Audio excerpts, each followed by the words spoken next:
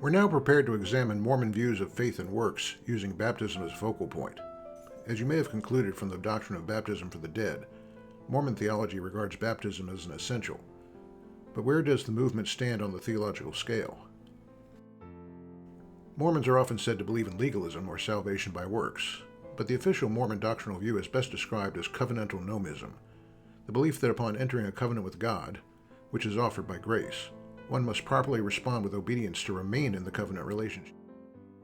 Mormons believe indeed that one is saved by faith and through grace, but that alone will not earn a place in the celestial heaven. One may be saved by faith and by grace and achieve one of the less desirable heavens, but they must remain obedient to the covenant requirements to get to the highest heaven.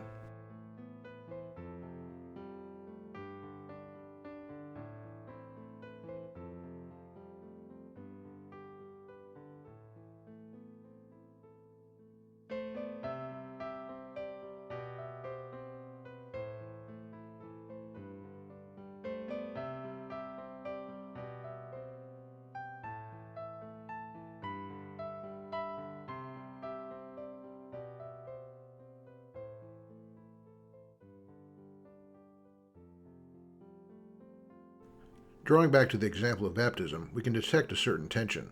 Compare the following.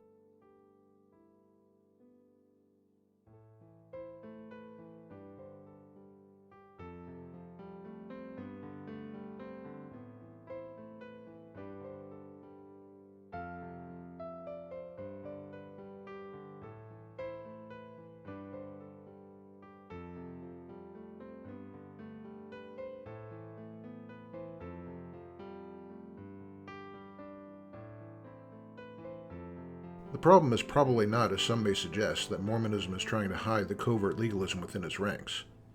I believe it's more likely that founding Mormon leaders put their theology together, so to speak, on the fly, so that these sorts of inconsistencies were allowed to exist and grow.